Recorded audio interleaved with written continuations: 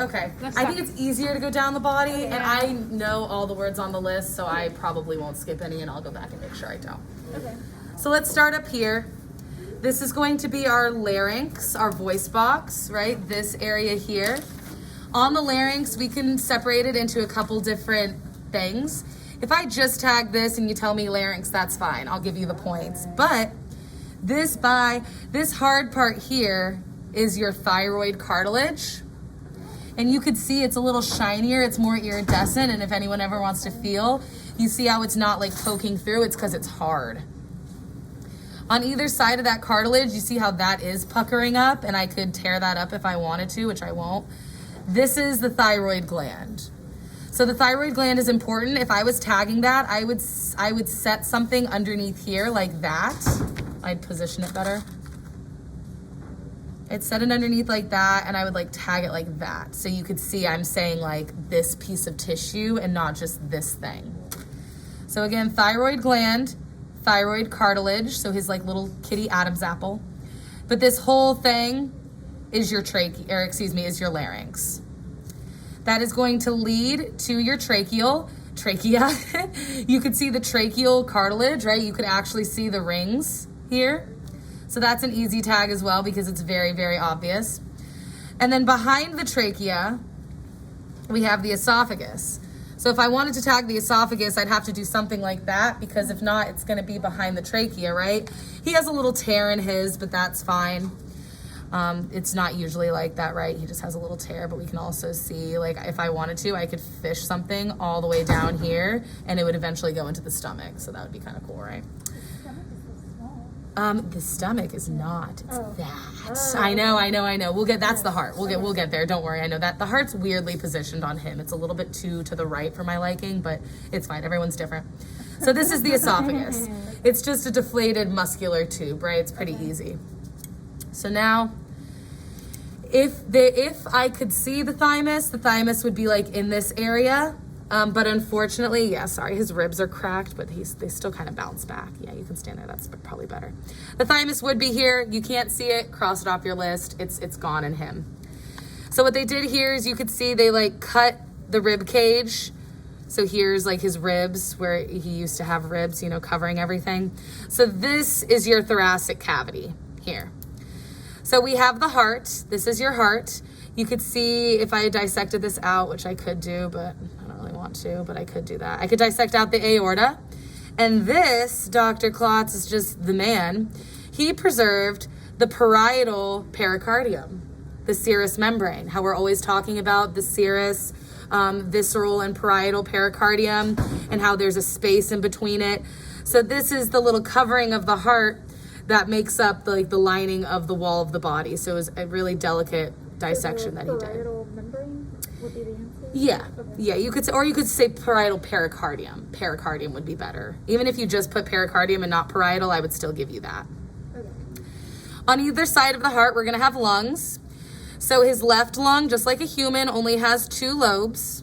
Sorry, it's a little hard. Oh, looks like 3 lobes. I think it's just because it's cut up. I'm right? The right lung has 3, yeah. So his is just a little cut up, but let's see. And his also, this right lung is just so deep in there. So we have right lung, 1 lobe, superior lobe, middle lobe, and then the inferior lobe is really deep in there, but you can see it pretty well. I can try to pull it out a little bit more. There we And go. they're like the esophagus being deflated? Yes, Okay. yes, exactly. And also the lobes aren't usually separated like this. Okay. It just happens when something dies or something is preserved. I would say this should be together, and that's superior lobe, and this is inferior lobe of the lung. So again, the lungs, I would have to move the heart aside and tag them, and I would make sure they were anatomically in a good position so that you could tell, because his lungs are a little funky looking. So this flappy bit here is the diaphragm. That's the major muscle for breathing, and so in any animal, it's gonna be pretty big.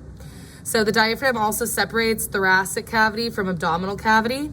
So if we flip up the diaphragm, this huge thing here is the liver. It's the heaviest organ in almost every animal. So you could see the different lobes, the right lobe, the left lobe. This is probably the caudate lobe, and the quadrate lobe is in here somewhere. But even cooler, this dark patch here, it's not decay, this is bile. So this is the gallbladder. So if I tag this little sacky guy here, I'm tagging gallbladder. If I tag anywhere else here, I'm just tagging liver. Now here we have the stomach, so you can kind of see, you can't see it super well, but if you looked deep, you could see how the esophagus is coming in like from behind everything into the stomach. So we would have the gastroesophageal sphincter. If you could see it here, you can't see it super well, but we can see pretty well the fundus of the stomach, the body of the stomach, and then this segment here where it starts to narrow is the pylorus or the pylorus. You can still kind of see that pyloric sphincter wrapped around. You can see kind of that like change in tissue. So that's kind of cool. The pylorus is going to then lead into the duodenum. So if I tag this, I'm not just looking for small intestine, I'm tagging duodenum. If I tag any of this, you could just tell me small intestine because I don't expect you to tell the difference between the duodenum, jejunum, and ileum. But duodenum you can tell because it's up here. And then the ileum, I'll show you, you could tell that as well because it's by the cecum. So we have duodenum, and then it turns into jejunum. Most of this is jejunum, jejunum, jejunum. And then it turns into the ileum somewhere here. I can tell I'm definitely at the ileum right here because then it turns into the cecum. So this weird little knob here, there would be an appendix here if the cat had an appendix, it just doesn't. And so here, if I tagged this, would be the ileum, and I could tell because it is the last section before I reach my large intestine. So this is the cecum of the large intestine. Typically, if this was a human, it would be like this: ileum, cecum, ascending colon, transverse colon, descending colon, sigmoid, rectum. But cats don't have ascending, transverse, or sigmoid colons. That's why they digest very quickly. It just goes right through them. So you have the ileum of the small intestine, the cecum, and then from the cecum, this little pointy part here, it goes directly descending colon, rectum, and then out the anus. So now if we move these apart, we can see the kidneys. There's one, there's another. This left one sits a little bit higher than the right one. And Dr. Klotz is so amazing, he even managed to keep the ureters in there. So kidneys, you see how solid these are? Ureter, this deflated little sac here is the urinary bladder. Same thing on this side. I have my kidney. You can even see how it's like the renal pelvis there. You have the ureter, drains into the bladder. Let me see. Heart, lungs, larynx, trachea, diaphragm, cross off thymus, thyroid we did, esophagus, stomach, small intestine, large intestine, rectum, the peritoneal layers. Okay, greater omentum, cross off your list. We cannot see it, it's probably this, but I'm uninterested in that if I'm gonna be honest. Here, you see that we have the small intestines, and this peritoneum that attaches the small intestines, that is your mesentery. So this, I find the mesentery and the mesocolon extremely valuable to tag in these cats because I think they're hard to understand, but when you see them, you're like, oh, that, right? So this membrane holds all the intestines in, right? You could see how it would like hold them in.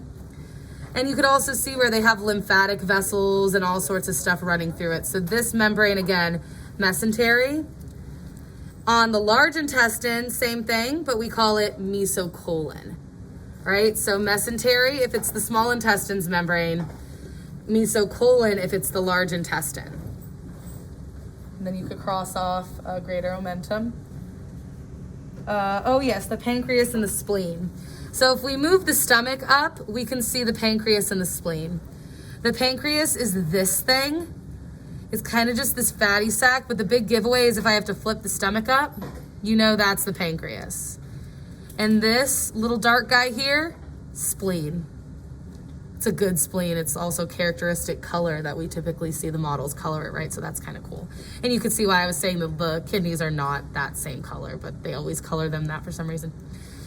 So the pancreas is a little harder to tag, but that's just because the pancreas is a glandular organ, and those typically just look like fat. They just don't look like, anything stark like the spleen. But again, the giveaway is if I have the stomach flipped up, the pancreas sits right behind the stomach, right? Another thing you could cross off your list is the urethra. This area of this male cat has not been dissected, and I am not going to do it. So I'm not going to be tagging the urethra. And you also can cross off the last 5 words: urethra, ovary, uterus, testes, penis. 1, I'm pretty sure this is a male cat because these look like balls, but where is his penis? And not that interested in diving too deep into where his penis is. So we're just gonna not do that. Plus we talk about reproductive system next exam, so let's keep what we've talked about on the table, right? So again, the words that you can cross off your list are thymus, greater omentum, ureter, ovary, uterus, testes, penis. Everything else on that list, fair game, and I just showed you everything on there.